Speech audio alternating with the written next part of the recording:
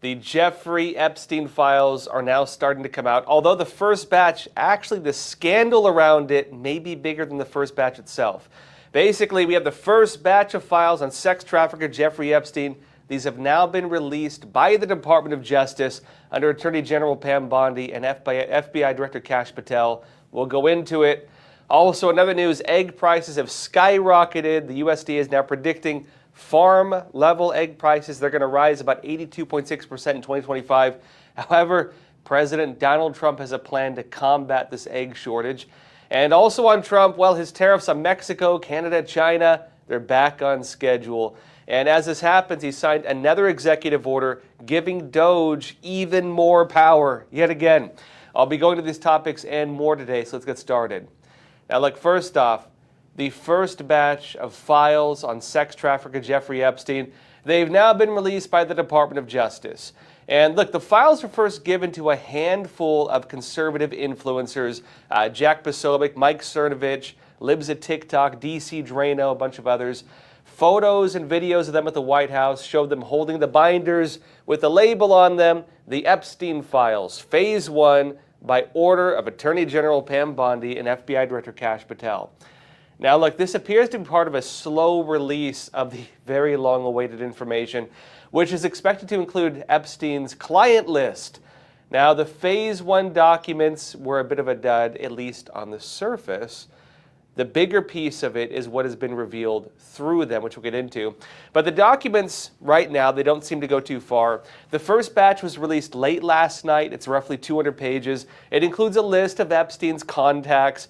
And according to the Department of Justice, quote, the first phase of declassified files largely contains documents that had been previously leaked but never released in a formal capacity by the U.S. government. Now, people have noted basically what we got was like versions of what was already public, but with some retractions. And so it's actually less than what we already had. Again, you know, the earlier leak, as they mention of these documents, they actually include the contact information, the full names of individuals, and so on. This one has a lot of that, like, you know, blacked out, so you can't read it. Now, look, there are bigger points with this, but early reports also suggest the release could also tie in with the eventual criminal prosecutions of key figures around Epstein. And look, now the first phase that includes the release of an evidence list, which just notes the items submitted for evidence. And previously, look, it includes flight logs. These were already public. This is during the court case of the United States versus Ghislaine Maxwell. They also released Jeffrey Epstein's contact list, and basically, let me explain it. This contact list is not a client list, basically. And it lists the names that are already, you know, people we know who've been in contact with Epstein from previous reporting. And so, nothing much in this. They also released a masseuse list, right, getting massages, but it's completely redacted. We don't know the names on this. This is allegedly to protect the identities of the people who are the victims, and there's about 254 names on that list. Now, look, again, so far it doesn't seem there's much significance in this first release other than just the fact that we're finally getting something. And now, although the first release is not what it was expected, this could tie into more prosecutions down the line. Counselor to President Donald Trump, Alina Habba, went on the Piers Morgan show last night and commented on how there will be accountability. Watch. In this case, in Epstein's case, it is incredibly disturbing. We have flight logs, we have information, names that will come out. Is it going to be shocking? I don't see how it's not shocking that there were so many individuals that were hidden and kept secret and not been held accountable. Let's talk about the reverse. I believe in accountability. So you have to now go through your process. Now, I won't say they're guilty until they go through their time in court. But again, now it's time for accountability. We have seen for so many years, Pierce, in this country, many investigations, subpoenas, testimonies in Congress, et cetera, et cetera. But there's a general frustration with accountability. We take it halfway, we don't take it home. And I really believe that now with Kash and Pam, there will be accountability. Attorney General Pam Bondi, she explained the slow release of the documents, noting there are around 250 known victims involved, The release of the files need to be done in a way that protects their identities. But there are also reports of something else, something I think even more interesting. They say the recent release was partially stopped, inhibited, by individuals who are being accused of destroying documents, destroying files, and they're pointing at the Southern District of New York. Host of Timcast, Tim Pool, wrote this on X. He said, breaking, the FBI New York appears to have gone rogue. AG letter says FBI NY is withholding critical Epstein documents. He said this after reports that the FBI was secretly destroying Epstein documents. There were reports on that coming up previously. Now, Mike Cernovich, who also received the files, responded by saying this, quote, yes, I can confirm this. Attorney General Pam Bondi released what she had in her possession for the sake of transparency.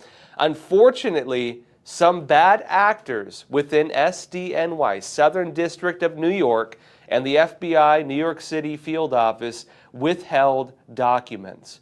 And it said AG Bondi is working on this tirelessly.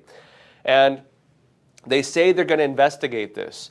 AG Pam Bondi, she's now saying that the FBI field office or Southern District of New York, they appear to have withheld like over 1,000 documents, maybe around 2,000 documents. They say they're going to get to the heart of it. They may investigate it. The people who may have destroyed documents or withheld documents, there's a possibility they could face some kind of punishment through the Attorney General's office. But as of now, although some information is being, slow leaked, we'll have to wait and find out what is expected to be the more impactful files. We should be getting them. We might not if the FBI destroyed the documents. And again, Elon Musk pointed out that Kash Patel is in charge of the FBI now. But just coming in does not mean anybody fully controls it. You have to kind of get the deeper levels of it. But this will launch now investigations into the agencies and field offices themselves. And some people are suggesting this is actually more significant than even the initial release. That initial release we saw of the Epstein Files did not contain anything really we hadn't seen already. The big part is this will trigger investigations into people who may have destroyed information. Now, look, folks, on another topic, you probably noticed that chicken eggs, well, they're harder to find right now. And if you do find them, you probably notice they cost a lot more than they used to. This is being blamed on bird flu and policies that have led to the mass culling of chickens. And while there are reports of bird flu, even jumping from cattle and humans and so on, there are also reports suggesting that gaps in policies have led to the unnecessary culling of birds, that they're killing a lot of them without having to. And President Donald Trump may soon do something about this as well. Trump commented on the eggs issue during a cabinet meeting yesterday. Watch this. We're fighting every day to get the prices down. The inflation is stopping slowly. But part of the reason it's stopping is because of high interest rates and other problems that we inherited. But we have to get the prices down, not the inflation down, the prices of eggs and various other things. Eggs are a disaster. Now look, it's true, right? The prices of eggs have been crazy lately. According to data from the U.S. Department of Agriculture, retail egg prices increased by nearly 14% in January this year, if you can even find them, after already rising nearly 9% in December of last year. The USDA is now saying that, quote, egg prices are predicted to increase 41.1% in 2025, maybe even more. And that's not even the biggest price hike, right? The cost of farm-level eggs are now staggering. According to the USDA, quote, in January 2025, prices for farm-level eggs were 183.7% higher than January 2024 and surpassed the previous peak prices recorded in December of 2022. It notes that farm-level egg prices are predicted to increase 82.6% in 2025. Yeah, you heard that right, folks. They're going to almost double in price, 82.6%. And now, well, the Trump administration, they've announced plans to combat the price surge. Zero Hedge said this. It said the Trump administration is planning a significant increase in U.S. egg imports to counter the Biden-Harris administration's questionable handling of the avian flu crisis. It says previous administration approach mass culling of tens of millions of birds at commercial broilers with little consideration for the marketplace has led to record high egg prices. And it's that ramping up egg imports temporarily should help alleviate sky-high prices. And to do this, it says, well, the U.S. Department of Agriculture will import between 70 million and 100 million eggs over the next 2 months in an effort to cap egg prices. We're going to start importing eggs from somewhere else. Now, it notes as well, this initiative is part of a 5-part plan backed by $1 billion in funding aimed at addressing the bird flu crisis and fixing the Biden administration's mass culling policies of these hens at commercial broilers that ignited prices at the supermarket. And notes that millions of birds at commercial broilers have been mass culled. They're killing them and just getting rid of them, right? As the nation's egg-laying hen population fell to its lowest level since 2016 last month. And that's in addition, by the way, to other issues they were having of, fires and so on like that. Now, according to reports, the policy under the Biden administration was to try to stop the spread of bird flu by killing all these egg-laying hens at commercial broilers. There are conflicting reports over whether this was all necessary. Some say you didn't need to do it like that. But the main argument from the Trump side right now is that there was not a clear policy in place to replace the culled chickens with new offspring. Normally, you kill a few chickens, you want to make sure you have a few eggs ready to hatch, right? And so the population of chickens, it's going to have to be replaced in order to get things back to normal. And until then, look, the United States is going to have to look at buying chickens and eggs from outside the country. Now, look, in other news, the Trump administration has given a March 21st deadline to New York City to lift its programs to charge drivers additional money, about $9 for this congestion pricing thing they have every single time you want to drive to New York. And New York Governor Kathy Hochul, she is fighting to keep the additional charges in place and is threatening to take the Trump administration to court over it. Now, Trump had previously signed an executive order to end the New York policy. Local officials, they've refused to end the toll program because they say it oversteps federal authority over state rights. Now, Governor Kathy Hochul commented on this during live remarks on Wednesday. Watch this. There is a huge disconnect between the reality we know that New Yorkers are facing and the perception of reality out of the White House.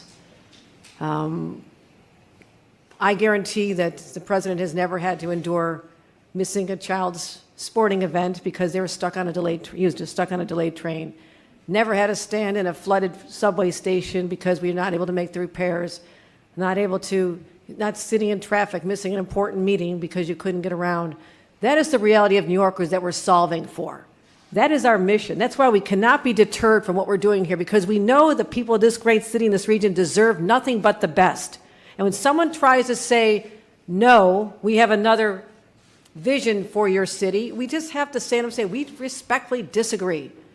And take that to the courts, take it to the people, because I know there's a lot of power in that Oval Office. But I'll put that power up against the power of 6 million pissed off commuters in New York City right there alone. A question here is whether commuters actually want this or whether this is just something the local officials want, right? Now, look, personally, I have not heard from a single person that they want to pay more money to drive to New York City. If you drive here, if you're commuting here, you would probably rather not pay that money. And I can say from my personal experience, well, it also has a huge impact on Uber and Lyft drivers.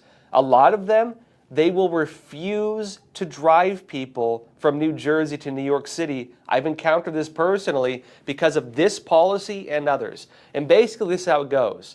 Because of New York law, Uber drivers, for example, they can't even pick up riders in New York City if they drive in from New Jersey because of the licensing system.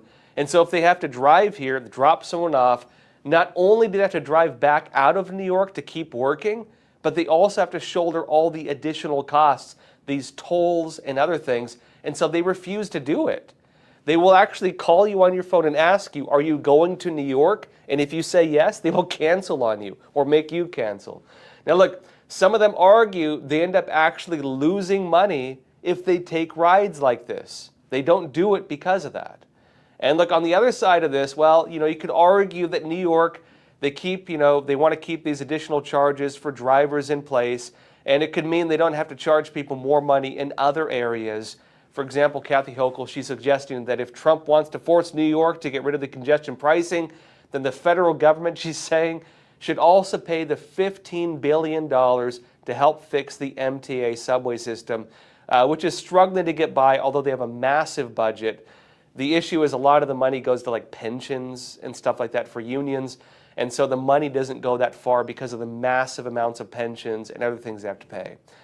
Now look, folks, and on another topic, the U.S. Department of Defense is now removing all transgender individuals from its ranks. They're firing all of them, essentially, right? They're getting them out of the military. And they're also doing the same thing with even all the social media posts. They're pulling out all the DEI stuff, all the identity politics. It's gone. And this is basically, in terms of the removal of these individuals, unless someone receives an exemption, they're no longer able to be in the military. Now, this is part of Trump's Day One executive order recognizing only two genders in the United States, male and female, and then mental illness. That's basically what they're saying. And this is also in line with his policies to no longer give government support for transgender surgeries or treatments, which a lot of people would join the military because he used to be able to get that for free. Now, The Guardian said this: the Trump administration has moved to fire transgender members of the military, with the Defense Department issuing a memo saying they will be separated from service unless they receive an exemption. The document filed in court on Wednesday represents the latest salvo against transgender rights by Donald Trump and his Defense Secretary Pete Hegseth, both of whom have a history of opposition to the group, transgender individuals, and vowed to roll back their participation in government. Now it notes, quote, military service by service members and applicants or for military service who have a current diagnosis or history of or exhibit symptoms consistent with gender dysphoria, which is, again, the mental illness associated with transgenderism, is incompatible with military service, the memo says. And it adds, quote, service by these individuals is not in the best interest of the military services and is not clearly consistent with the interests of national security. Now look, on the point of the military, the argument that's been made, they say many transgender individuals, they're unfit for military service because on the physical side, they often require a lot of care. They have to take medications on an ongoing basis because sometimes they undergo surgeries and they have to take medicines for those surgeries, basically for the rest of their lives. They have to have other forms of treatment to sustain the surgeries they went through. Otherwise, I don't want to get into it. But they have to maintain these things, basically. And because of that, if you get deployed and you have to go to war, you can't really be doing that on the field. And the Pentagon also notes that gender dysphoria also disqualifies people from military service based on a psychological level. They're regarding this as a type of mental illness, it seems. Now, look, in other news, President Donald Trump had put a pause on his plans to tariff Mexico and Canada 25% for their failures to help stop human trafficking and drug trafficking into the United States. They were given 30 days to launch strong programs to end the problems. And now Trump is saying, well, it was not enough. He announced the tariffs are back on the schedule. They're going to be in place March 4th, coming up just very soon next week, along with a 10% additional tariff on goods from China. Here's what he said. He says, in Truth Social, drugs are still pouring into our country from Mexico and Canada at very high and unacceptable levels. A large percentage of these drugs, much of them in the form of fentanyl, are made in and supplied by China. More than 100,000 people died last year due to the distribution of these dangerous and highly addictive poisons. And he adds this, millions of people have died over the last 2 decades. The families of the victims are devastated and, in many instances, virtually destroyed. We cannot allow this scourge to continue to harm the USA, and therefore, until it stops or is seriously limited, the proposed tariffs scheduled to go into effect on March 4th will indeed go into effect as scheduled. He said China will likewise be charged an additional 10% tariff on that date. The April 2nd reciprocal tariff date will remain in full force and effect, so additional tariffs on top of that. He said, "Thank you for this attention to this matter. God bless America." Now, on that note, Canadian Prime Minister Justin Trudeau had said previously Canada will quickly respond to the U.S. tariffs on Canadian imports. We'll see whether they put tariffs on American goods. They're in a very difficult position because, as they've said, even if America balances its trade with Canada, they will not survive as a country. And based on that, Trump is saying, well, if you can't survive without ripping us off, maybe we should just make you a state, right? That's why Trump is saying that. Mexico, on their side, they've issued similar threats. They're blaming the United States for the cartel violence in Mexico. The other argument for it is if you secure your border, you won't have guns heading into Mexico either, so why not just secure your border? And why not go after the cartels since you know where they are? And they've actually responded very quickly to Trump's new threat of tariffs coming up next week by arresting the leaders of several cartel members who are now brought into the United States to face criminal charges. Just happened last night. And as for China, well, the CCP, they've been largely off negotiations, and they're looking more towards a trade war, which is now brewing very heavily between the U.S. and China. And in addition to this, Trump is also planning tariffs on the European Union. He noted so while speaking to reporters during a cabinet meeting on Wednesday. Watch this. We have made a decision. We'll be announcing it very soon, and it'll be 25%, generally speaking, and that'll be on cars and all of the things. And European Union is a different case than Canada, different kind of case. They've really taken advantage of us in a different way. They don't accept our cars. They don't accept essentially our farm products. They use all sorts of reasons why not. And we accept everything of them. And we have about a $300 billion deficit with the European Union. Now, I love the countries of Europe. I guess I'm from there at some point a long time ago, right? But indirectly, pretty directly too, I guess. But I love the countries of Europe. I love all countries, frankly, all different. But European Union's been, it was formed in order to screw the United States. I mean, look, let's be honest. The European Union was formed in order to screw the United States. That's the purpose of it. And they've done a good job of it, but now I'm president. Now, the European Commission spokesperson responded to Trump's comments in an emailed statement to the Epoch Times, saying the EU will, quote, react firmly and immediately against unjustified barriers to free and fair trade, including when tariffs are used to challenge legal and non-discriminatory policies. They note the EU will always protect European businesses, workers, and consumers from unjustified tariffs. And according to the Epoch Times, the EU spokesperson also defended the bloc's trade policies, stating that the creation of the, quote, world's largest free market has been a boon for the United States. Now look, Trump's overall trade policy is on reciprocal tariffs and balanced trade deals. If other countries put, tariffs on American goods, if they put restrictions on American goods, the United States will now reciprocate those with equal tariffs and restrictions. And this applies notably to deficits as well. If you trade with a deficit, well, you're going to see a balancing out of that. $300 billion deficit, well, they're going to use now tariffs to recapture that $300 billion to make sure we're not losing on our trade deals or renegotiate things. Now, the problem most countries in the world face, almost all of them, almost every country on earth, with the exception of like 2 or something like that.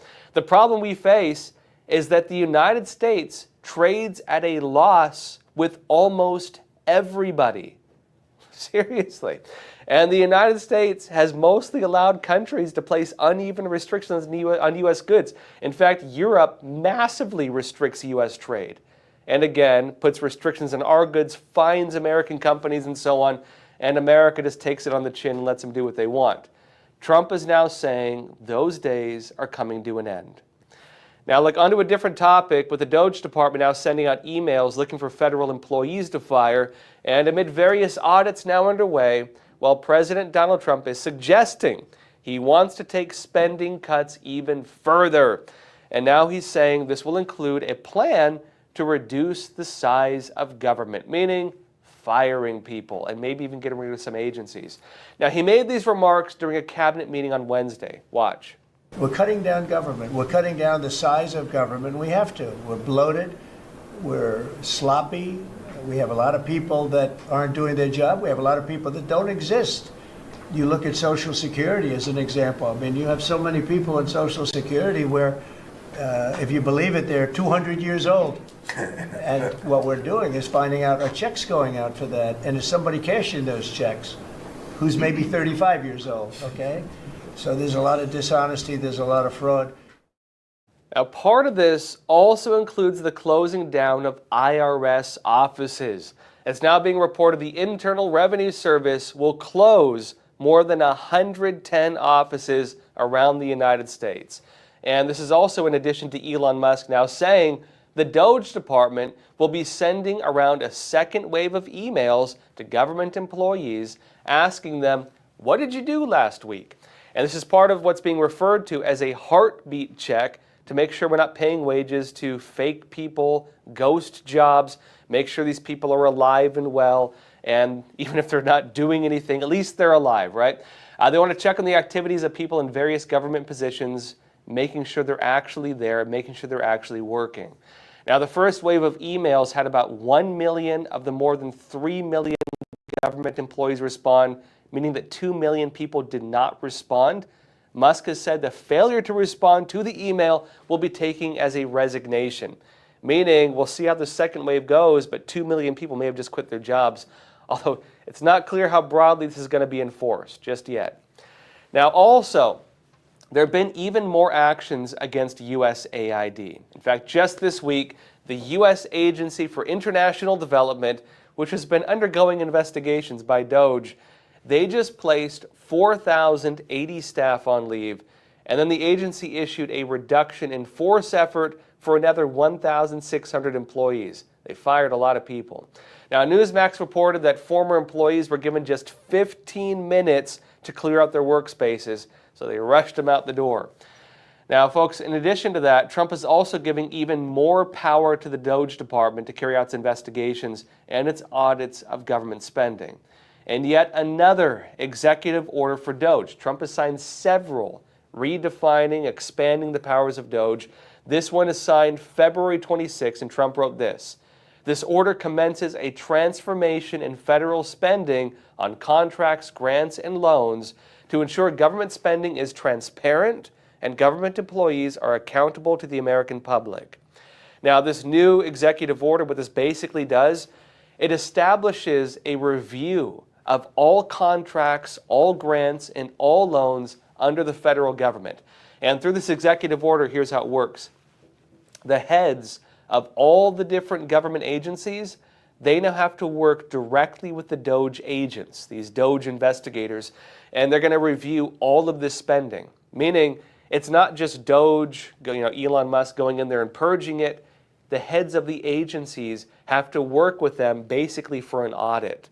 And then they're going to determine what is necessary, what can be cut, what can be modified.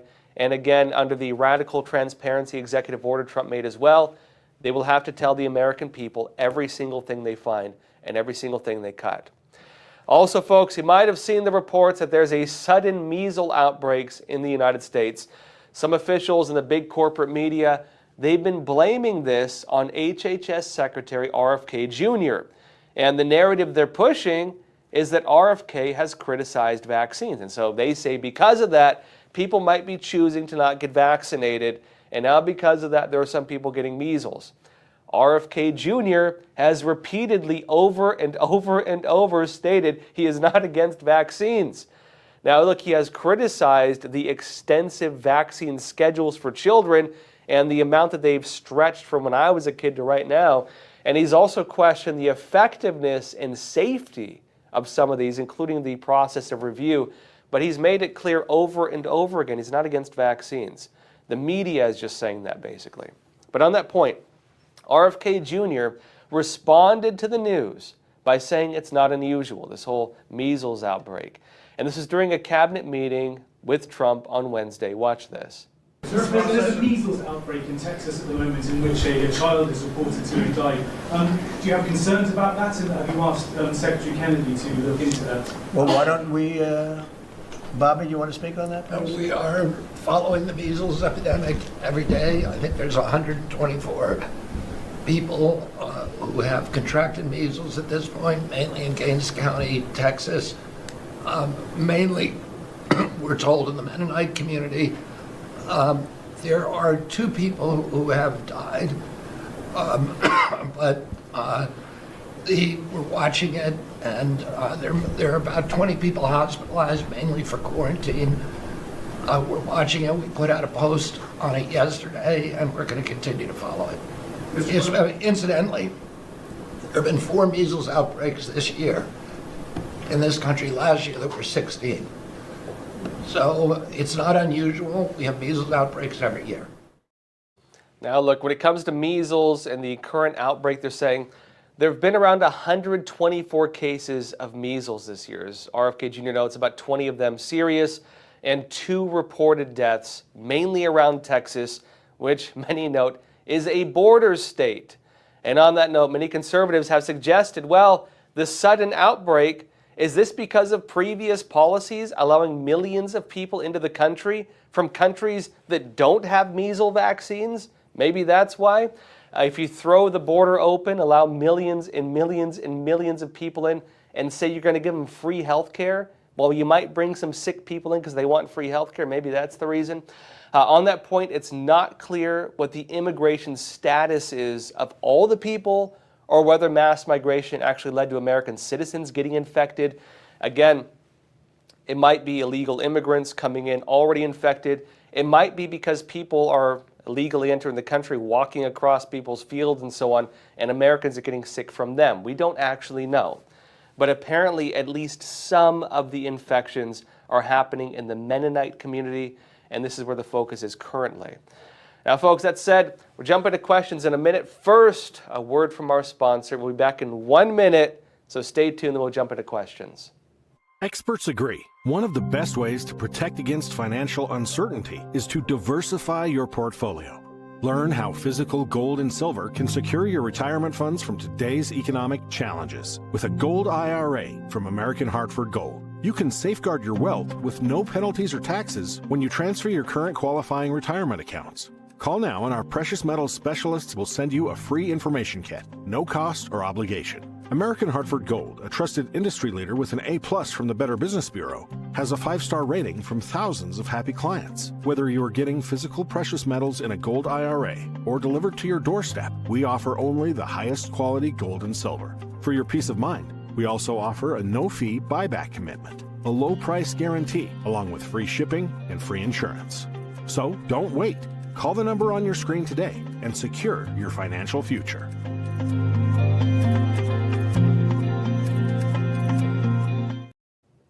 Welcome back. That said, everyone, let's jump into some questions. So leave a comment, hit the like button, it helps us a bit, and let's jump into that. All right, first off, question from Kenny Kilowatt. You're saying, I'm confused as to why the New York FBI branch waited until now to destroy files.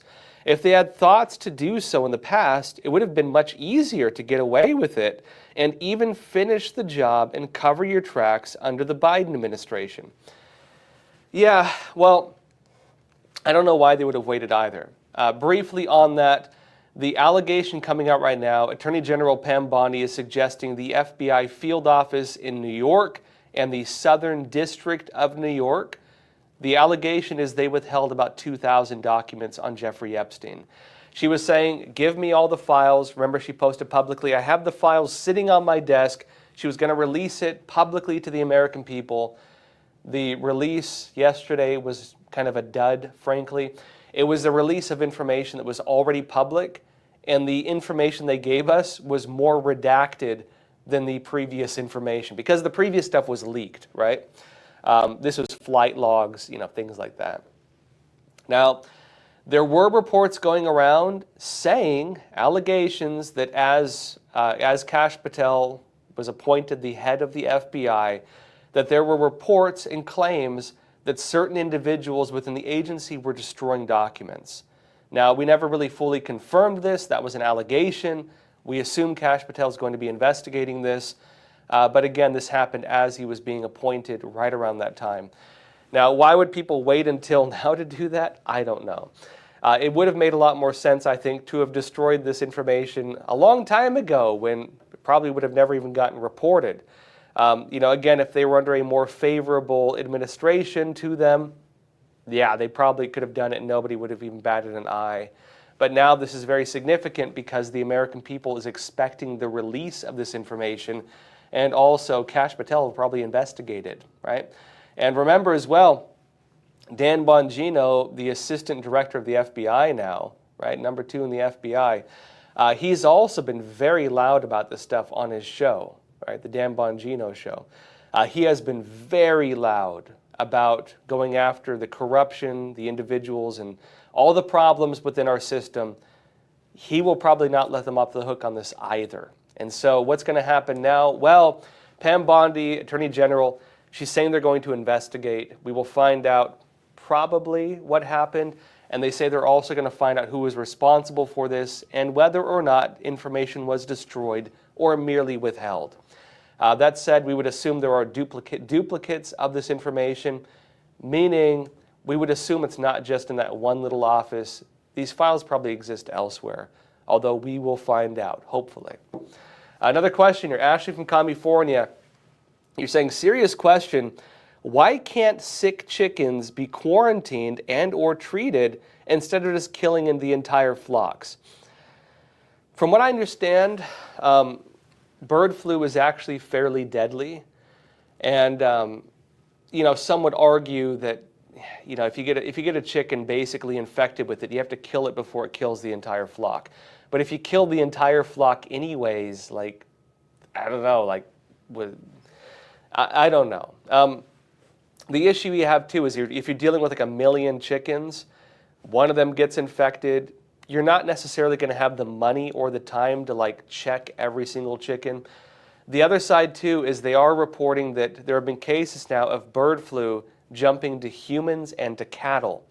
And once it starts jumping, that's usually the most deadly phase of an outbreak. There are reports saying that avian flu or bird flu, it has about a 50% death rate in humans. And so if you catch bird flu, it is very deadly. It's a very, very deadly disease. Now, luckily, at least for now, there are not a lot of cases of it jumping into humans, but in China, there are actually quite a few of them. And so I think they're treating this as a pretty serious issue. Now, the allegation from the Trump side is that, okay, fine, cull them, kill off the chickens if you really have to, if they get infected. But you should also have a policy in place to have eggs that have been fertilized, ready to hatch, to replace those chickens. It's not clear whether, the infection is passed on to an egg. And so the assumption would be that, maybe you could buy more chickens or buy more eggs or, have some policy to breed more chickens rather than just killing them and letting it be just like that. You know what I mean? Like wiping your hands off, saying, okay, done with that, and industry's over. It seems not enough was done to replace them, as they were calling them.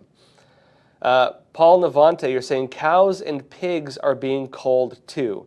Government giving money to farmers. Yeah, so in addition to avian flu, there's also swine flu, which of course would be the pigs. The allegation with that is it is less deadly than avian flu if it does jump to a human. There have been reports of that as well. It is not as deadly according to reports, although still pretty deadly. In terms of cows and so on, there are also reports of avian flu jumping not just to people, but to cattle. And so again, that's an issue as well. And some people also suggest that maybe there's more to this. Maybe they're trying to get rid of the meat. I don't know. But avian flu, swine flu, this has been a very long issue in China. This has been happening there. Excuse me. This has been happening in China for well over a decade. It's a very long-running issue. And I know a lot of countries in that region, they take it very seriously. When I went to South Korea and when I went to Taiwan, to do reporting, because I cover the Taiwanese elections and I was doing some investigations in South Korea. If you fly in, they're very serious about you not bringing meat into the country. If you even have like beef jerky sticks in your bag, which I usually buy for airplanes, I like to eat them on the plane. If you even have those in your bag, it's a massive fine, like a huge fine. And so it's a very strictly enforced thing. And the reason they do it is because they don't want swine flu getting into their countries. They don't want to risk their, birds or their, cows or pigs. They don't want to risk it. And so they do take it very seriously. The United States, we take it kind of seriously, but look, you throw the border wide open, what does it matter if you have customs? I mean, and this is the other side of it, you know what I mean?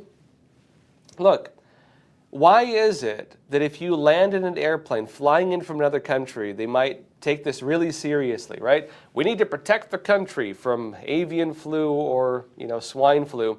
But hey, if you want to just march across the border with whatever you want, go ahead, right? That's been the message getting sent. And so if you're trying to really prevent mass infection and the mass destruction of our poultry and our eggs and our cattle, well, you probably should not leave the border wide open. You will probably import pandemics. You will probably import diseases.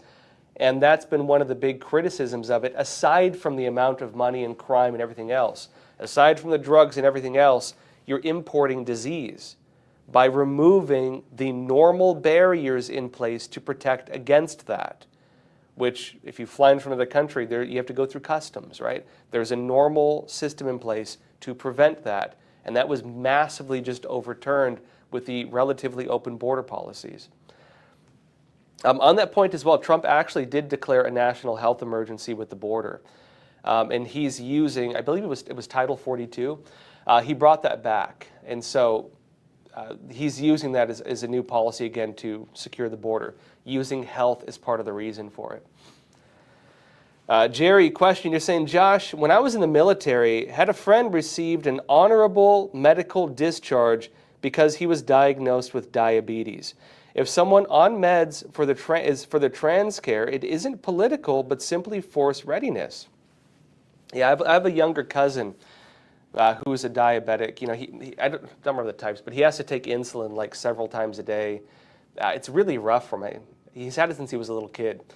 And his dream was to join the military, right? He wanted to join the military his entire life. He works in security now, so he gets as close as he can get to it. But the reason he could not join the military is for that as well. He's a diabetic. And because he has to have medications, insulin, always on hand, they won't let him in.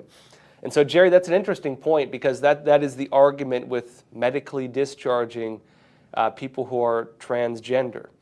And again, the allegation with that is they have to have medications to sustain their issues, right? Whether it is they've gone through surgeries, they have to take medication for the rest of their lives to maintain that, or they're taking hormones, or they have to take a lot of medications. And a lot of them also have different issues that they need medication for as well. And so when you have people who require medication like that, as Jerry is mentioning, even outside of the trans issue, that would get you disqualified from military service in many cases. In addition to the psychological part of it, which is, they talk about this as now gender dysphoria. James Dyson, you're saying, Josh, can you comment on how Poland is handling their border with Belarus regarding Arab illegal immigrants trying to hop the fence? I have seen reports saying that they are even allowed to shoot at them if they illegally cross the border. I have not yet heard reports of them actually doing so. But it does seem to be the case that they are allowing themselves to take much stronger measures to defend their borders. And, one of the problems they have, when you have people coming from Syria or, who knows where else, you do risk having terrorists. The risk of terrorists crossing the borders in Europe is very significant. In fact, I remember when they first started a lot of the open border policies into Europe, right? A lot of that was because of the Syrian civil war. and also with the collapse of ISIS during Trump's first term in office, which kind of coincided in terms of time. Well, if you're an ISIS fighter, ISIS is over, where do you go? Well, probably into Europe, where they have open borders and you can go live tax-free and, supported by the massive social welfare system, and nobody's even allowed to criticize you, or they go to prison. And a lot of them did that. In fact, I used to do, this was when I was more on the written news side. I had a lot of contacts as I used to cover national security. I had a lot of contacts in the counterterrorism space, and I heard from several very good contacts that there were basically terror bases, and they were training terrorists to go into Europe, mixing them in with the migrant flows. They were doing this, and it was known. It was known that they were doing that, and they still let it happen. And so look at the problem they have in Europe right now. It was known that that was going to happen. But, the thinking was, well, we'll just let enough in, and, one or two terrorists, what are you going to do? But now, of course, they have a pretty big problem on their hands, and you do see a lot of attacks and a lot of other issues. Even aside from that, though, Europe is facing a lot of the same problems the U.S. is right now, which is this sustainable? How many are you going to let in? And what happens to the social welfare system? And then they're also facing the added problem right now of what happens if Trump balances trade or tariffs, goods in those countries, or makes it so they can no longer put fines on American tech companies, which brings in massive amounts of money for their governments. What happens if they have to spend 5% of their GDP on defense now, which is Trump is saying they have to do with NATO? What happens then? Well, at the very least, they're going to have less money. At the very least, they're going to have a lot less money. And if they have less money, it means they have to start cutting prices.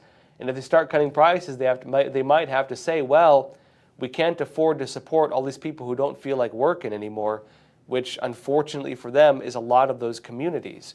A lot of the people who are brought in, they're not really illegal immigrants in Europe because they have a legalization program. A lot of those people, they don't work. And it's allowed by the socialist policies that you have in a lot of European countries.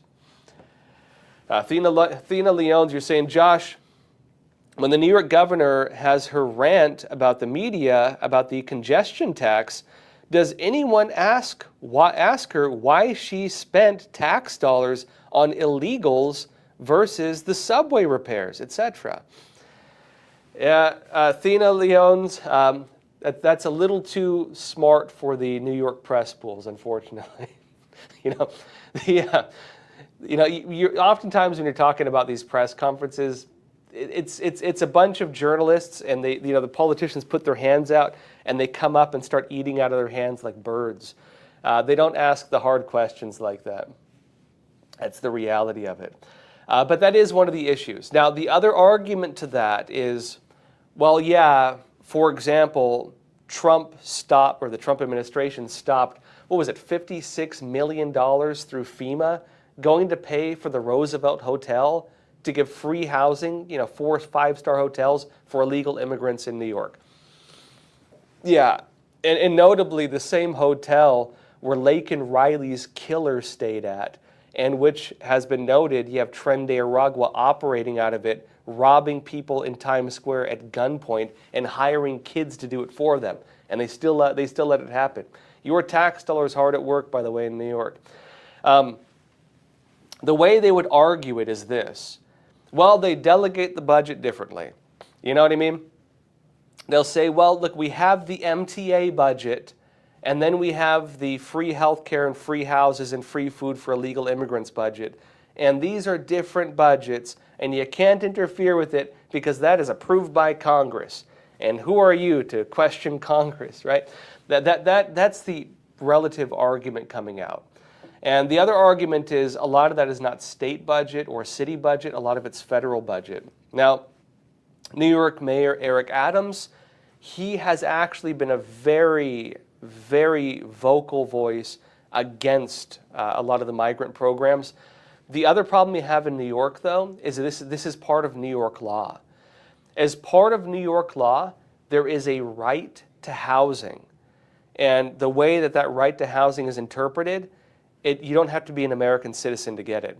They are legally obligated to provide you with housing in New York, part of the law.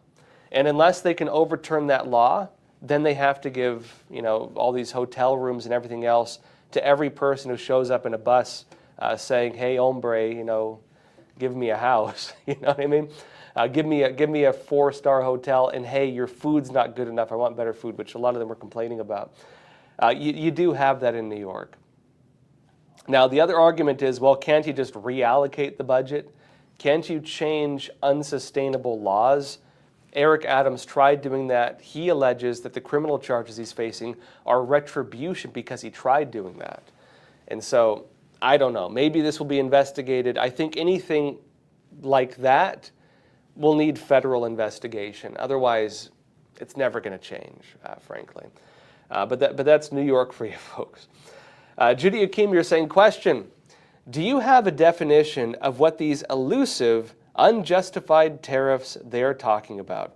A country has a right to set a tariff. The justification is, that's the tariff we want.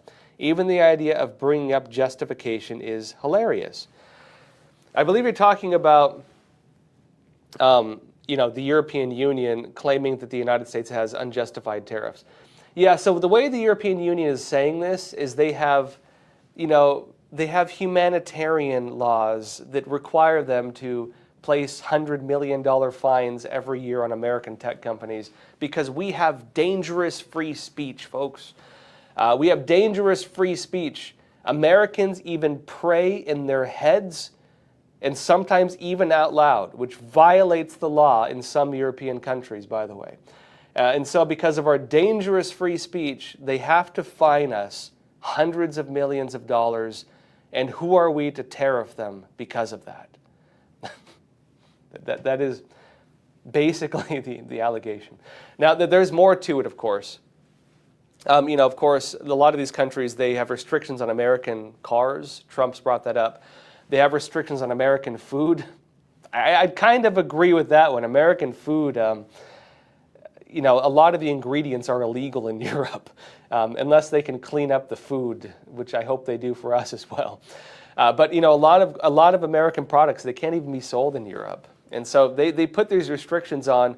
They say that is consistent with European law. They're protecting the interests of the European people. And who is Trump to protect the interests of the American people by going after that? And so, of course, as Trump is saying, we're going to rebalance things, reciprocal tariffs. If you fine an American company $100 million, we will reciprocate that with $100 million in fines in your country or tariffs. The allegations some of them have is that this could decimate their economies, and they'll be forced to reform and maybe have to decide what they have to cut. They might not be able to afford it. This, on another level, will force political change in a lot of countries.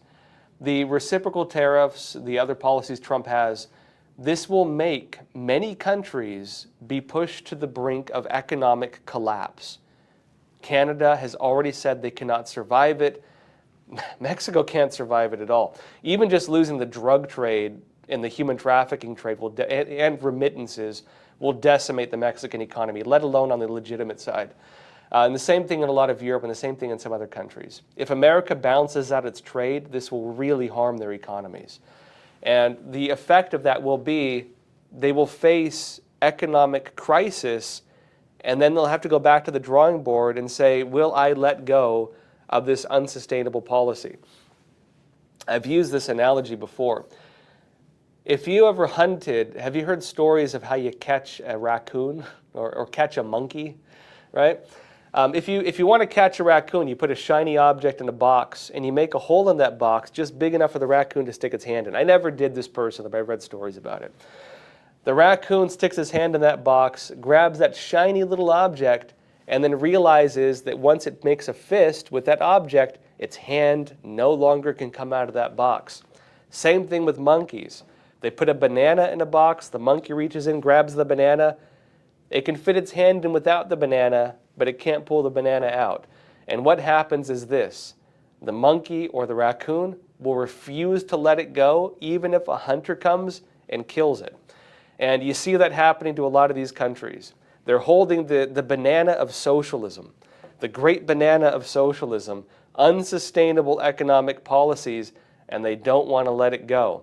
Trump is coming in as that great big hunter saying, hey, here come the tariffs.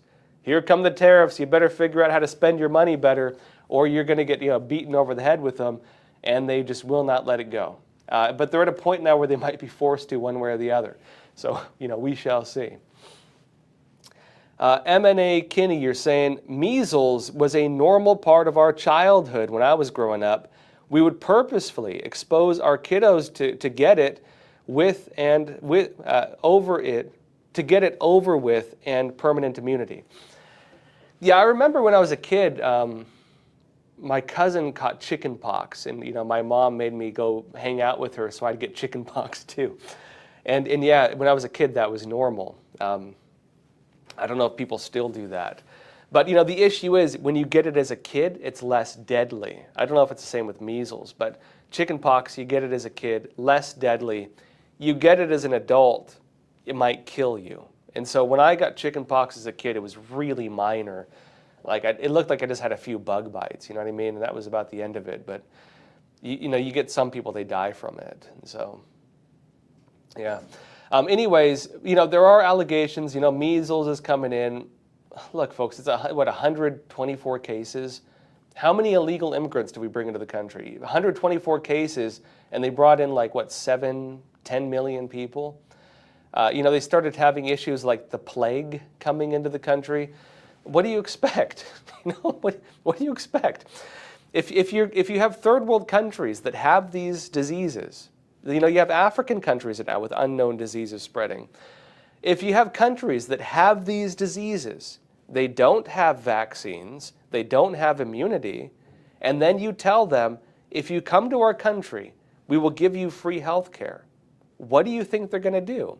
If you're a person in a country and you're probably going to die from a rare disease, and then the United States says, hey, golden ticket, we'll pay for your travel, we will give you money, which the United Nations was through cash handout programs, to come here. And when you get here, you'll get a free hotel, free food, maybe eventually free housing, free cars sometimes. You won't even have to work, and you get free health care. Who would not be on that bus? And of course, a lot of them took that bus. What do you expect? The understanding of cause and effect here is shocking. Cause and effect, that if you dangle out a big, golden ticket over somebody might take it. What a shock. And frankly, I personally believe that was at least a contributing factor to it. And then what happens in addition to that, if you have people in these border communities who are having millions and millions of people crossing their property or whatever else, and some of them might be ill, well, if you are a person in those communities and you're being exposed to literally millions of people, yes, you might get sick.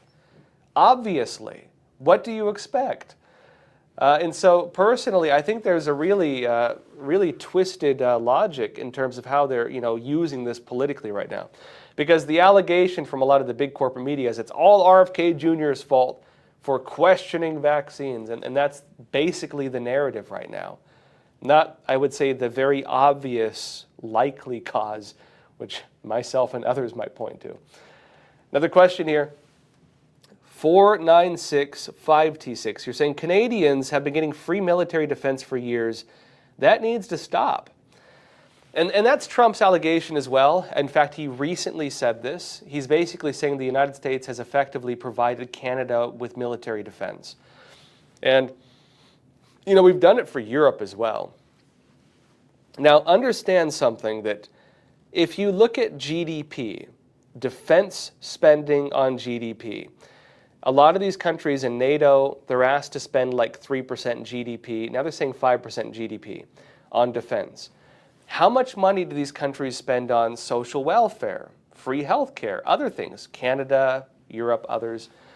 I don't know what the amount is, but again, if you look at GDP and spending, well, a lot of that has been allowed because, at least partly, the U.S. basically subsidizes their economy by replacing the need for them to have a military, for the most part.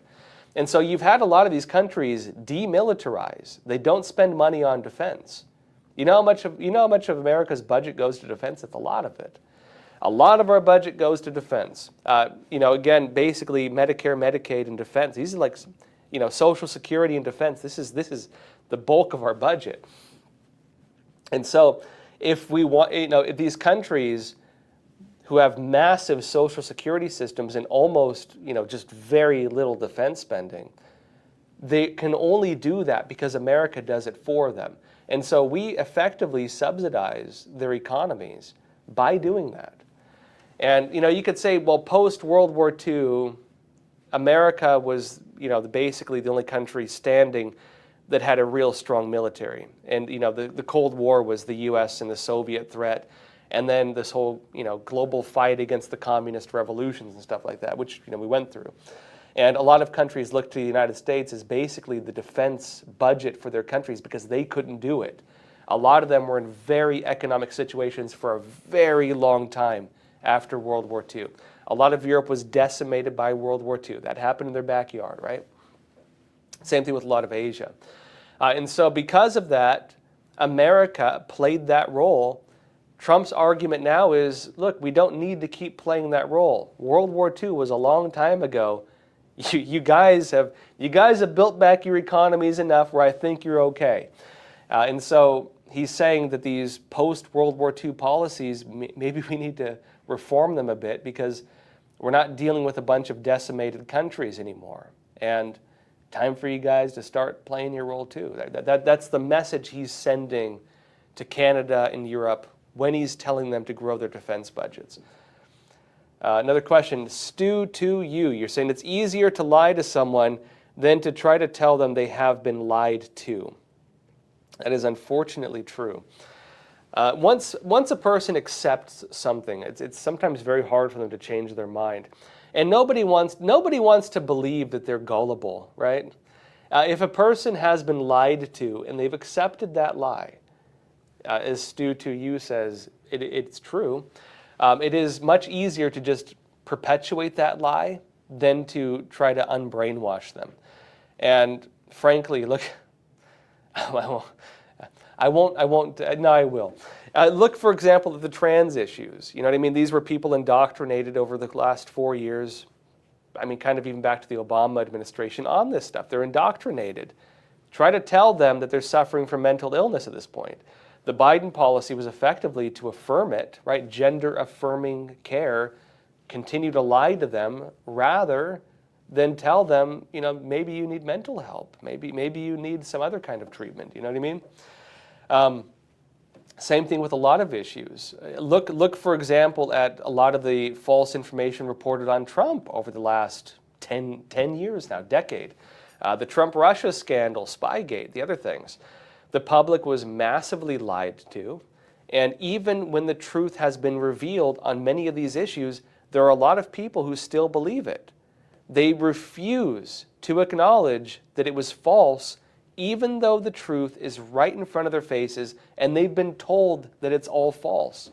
Because, again, they've accepted it on such a deep level, and they don't want to acknowledge that they believed something that was not true. They talk about the effectiveness of face masks, and it says on the box it doesn't protect against influenza. It says on the box, and people still wear them thinking it's going to protect them from it. Like, what are you going to tell those people, right? It is an unfortunate quality of human nature, I will say. All right, folks, that said, it is actually Friday. So have a good weekend. Happy Friday. We have, don't forget, our special show tonight, the new show we do called Primetime. Primetime is myself, Tiffany Meyer. Roman is the main host of it. And again, Chris Bob, Cindy Druk here. Tune in tonight for that. Again, Primetime. And I will, of course, see you again on Monday, 10:30 a.m. Eastern Time. So enjoy your weekend. That said, folks, thank you so much for being here. Please share this video, give us a like, and as always, stay informed and stay free. Thank you.